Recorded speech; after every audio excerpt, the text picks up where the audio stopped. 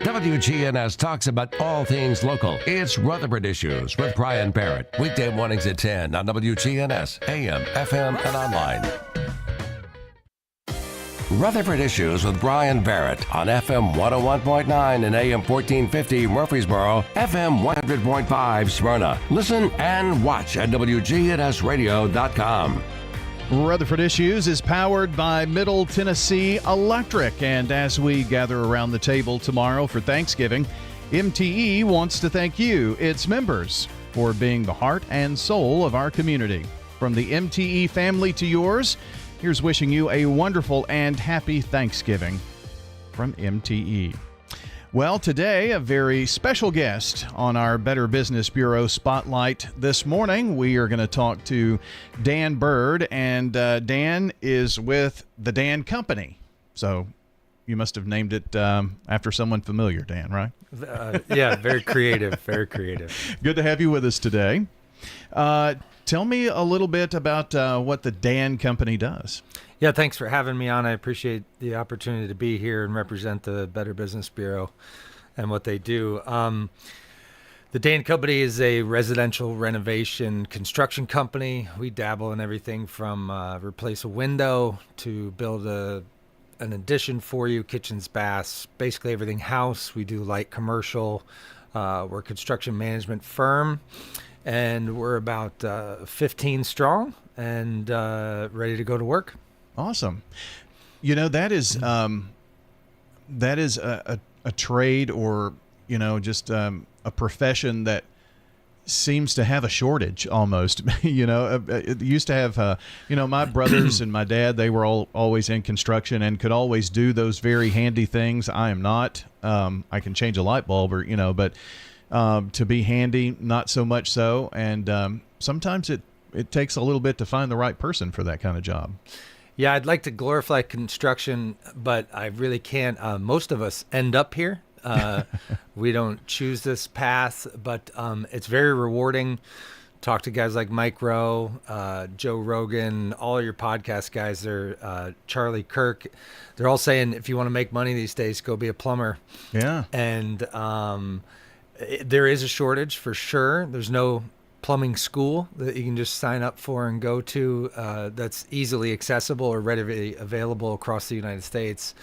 But it is a noble service. People need help with their homes. They need to know that they can trust people to come in and do a great job. And they also need to know a pricing structure that works for them and that is competitive, that is also you know, where do they go to find those pieces of information? The internet is strewn with false information and different market variations, and they take an average of the United States. And I think it's really difficult to be a consumer today in the residential construction market. And I would say that people need to do a lot of research before they pick their next contractor. Well, let's dive into that just a little bit, and some of the ways to do that, because again, such a high demand for the work that you do. And, you know, I think sometimes people feel like if they want to get something done, they're going to have to settle because you call one, well, we're busy, or we're 6 months out, or this type of thing. So what would you suggest to that person who maybe needs something, maybe not a renovation, but something done kind of fast, you know, like a window repair or something of that nature? Yeah, so I think Nashville has gotten a few more handyman service companies. The best way to go about getting a quick repair is to call a company and ask them if they do what we call a service call, and make sure that they have crews that are available and they're not working on large projects. Now, we serve the small projects if people want us to do them as a courtesy and a revenue generator, and sort of keep us busy. We love the larger renovations, of course, for obvious reasons. It's what we got into business for. But so a quick renovation, you're going to go to Angie's List, you're going to go to house.com, you're going to go to Thumbtack, any of your basic service provider lead generation platforms will do that. I encourage you to check the Google reviews, check reviews, and when you get a call from a a company, just go ahead and go check them out as well. Don't rely on what the platform has as a representation of what they are. And of course, the Better Business Bureau, if you go to gobbb.org, there is a place there where you can search for businesses, look for accredited businesses. From there, you can also, ask for quotes to come right to your email or however you'd like to get those. So that's one way to do that. But, that would be one part of how to find a reliable contractor. Dan, what would you suggest to people who are looking maybe to do that larger renovation, to redo a bathroom, for instance, or something of that nature? Yeah, so if you're going to be looking for anything larger, say a whole room renovation, like you said, a bathroom or kitchen, you're going to want to start early. If you want to do it next spring, I'd start looking for a contractor now. The process takes a while. You've got to you should call 3 or 4 guys, gals, get them out there, get estimates, research their companies, check their reviews, really, really do your research. The way you would buy the way we would buy a nice pair of boots on Amazon. You'll search through, 50 to 100 pair. I just did this for my wife, so for her birthday, so it's top of mind. I searched for these hundreds of pairs of boots. I looked for the reviews, then I read them. Too tight, run small, run big. And you're going to want to do that the same way that you're going to choose your contractor. Go look at websites. When you narrow it down to 3 guys, gals, you want to look at their websites and say, are these comparable companies? Are they putting the effort in on their social media? Are they presenting the same type of environment or the same types of services across the board? Because we don't all do the same thing. So you wouldn't call a window company to do a sunroom renovation because they can provide the windows for it, but they can't build the building.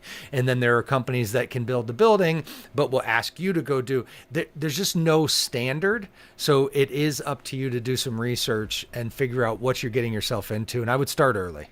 We've got Dan Bird from the Dan Company joining us today as we talk about looking for that right contractor for whatever you're looking to do in terms of home renovations. Are there specific questions that maybe we should have in the arsenal here to ask when we're actually in that process of talking to a contractor, just to make sure things are on the up and up and they're experienced in what you're asking them to do? Yeah, so I like this question the most. When you're doing a bathroom renovation, a kitchen renovation, each county's different, but most of them require some sort of permitting. There are a couple different types of permits that a service provider can get. You can get what's called the home improvement license, which is any contract that's $25,000 or less. And there's no real policing of this, but you wouldn't want to hire. It wouldn't be in your best interest to hire a firm or service provider that only has a home improvement license to do, say, a $200,000 addition. They're not covered, they're not bonded in the way that the city likes to see professionals line up their ducks. And so what I would say is that the best question you can ask your provider if you're doing a project over $25,000 is, hey, and I like people to play a little dumb on this one. I want them to say, hey, do you think I need a permit for this? And how would I go about getting it? And when you word it that way, you're going to get a pretty honest response from the contractor. And what I've heard in the past is that some will say, you don't need a permit. Yeah, I was just thinking the same thing. And that's typically the one that you'll just count out. Hey, we're not probably going to work with that guy because, anything over $25,000 is probably going to require a permit. Almost everything that you do electrical requires a permit. Anything structural, it's basically anything, any major plumbing, any electrical, any structural, that's when you're going to require a permit. And that is a really good litmus test of the person that you're talking to, whether or not they have the proper documentation, the proper insurances, and the proper backup that's going to protect you in the ways that the Better Business Bureau would like us to operate as businesses. So, Dan, having a list of questions would be one thing that you would want to do prior to meeting with a particular contractor. Are there some other things that we need to do before we have that face-to-face meeting to be prepared? Yeah, absolutely. So I would definitely go online and Google what questions should I ask my contractor. I think our chat bots, our AIs are really impressive now and will give us a good overview. So I would prepare a list of questions. When you do that, it also lets your contractor know that you're serious. Mm-hmm. The job becomes very appealing. It becomes something we want to go after because we're about to work for someone who cares. They're going to be invested in the project, and we can see that as a benefit to us. You want to put that list of questions together, and you're basically interviewing them. Like there are certain industries that people don't think they need to interview for. And I would say your real estate agent, you should be interviewing 3 people, your architect, 3 people, your interior designer, 3 people, your contractor, 3 people, any employee, 3, you want to be interviewing for that job because you are going to be basically living together for a few months. Dan Bird with the Dan Company here this morning as we really kind of dive deep into how to find that contractor to do your addition, your renovation, whatever you're looking at doing. And you mentioned a moment ago the permit was kind of an example of, depending on the answer, could kind of throw up a red flag. So are there other things that we should be listening for that would kind of should set off an alarm that this may not be the right contractor? Gosh, I think the permit one is the one that stands out to me the most. Over promise, under deliver. If a guy says he can do your bathroom, guy or gal, excuse me. Sure. If the contractor in front of you says they can do the bathroom in 2 weeks, it's going to be a red flag. Like, we don't do bathrooms in 2 weeks. It's not a thing. And have it come out well. I'm sure there's a guy who can get your bathroom done in 2 weeks, but he's going to be the 1%er and most of the people you're going to talk to. So I would say timeline should be relatively, you should adhere to what they say and decide if that is a reasonable timeline for you based on your research for whatever project you're doing. Like, we're not building a garage in 3 weeks. We're building a garage in 6 weeks. And so maybe timeline is a good one to pay attention to. Pricing, getting a ballpark figure from your contractor. If they can ballpark it, that means they have some experience in the estimating field. So I think that if you can get a ballpark, that's important. I think it is also important to remember that, we're not selling used cars. And so it's good to let your contractor know what type of budget you're working for, as long as they start the conversation first with a number. Hey, how much does it cost me to do a kitchen? And I would say that, kitchens can vary, but assume that what we're looking at is a $60,000 to $80,000 kitchen. And the contractor comes in and he says, it's a $20,000 to $30,000 kitchen. Then they start that conversation. They throw out a number, and then you start talking about your budget, because there are different levels of renovation that you can do. There are different products that you can use, and it's not all about the materials. But a contractor's, if they're worth their salt, they're trying to work within your budget. And if you tell them, listen, I'm in a $50,000 hard stop for the kitchen, then you want to say, okay, well, here's what we can do for 50. And you want someone who's going to be creative with you and say, hey, why don't we save the lower cabinets, put new countertops on them. Let's go ahead and paint these cabinets and just do a refresh. Let's do X, Y, and Z so that we can meet your budget, because we're not trying to sell you a $50,000 kitchen. We're trying to sell you or provide the service for you to get what you're looking for and try to also meet your budget. So if you go in and you're just like, just give me a bid, you may be doing yourself a disservice by not explaining, hey, here's where we want to be, and then working through that process to make sure you're getting the best bang for your buck. And then there's maybe sticker shock, but you do have maybe a bid that comes in, $15,000 lower than any of the others, and then that maybe should also set off a red flag too. If you have 4, estimates and 3 of them are within, a few thousand of each other, and then there's one big deep discount, maybe that could be a red flag too. You never know. I think that's a really good point. We should all be wary of the outliers. Again, I can go to my Amazon women boot search and realize that a pair of boots for $29 is probably not, although it looks exactly like the $100 pair, is probably not the boot that's going to last the timeline that I'm expecting. Most certainly.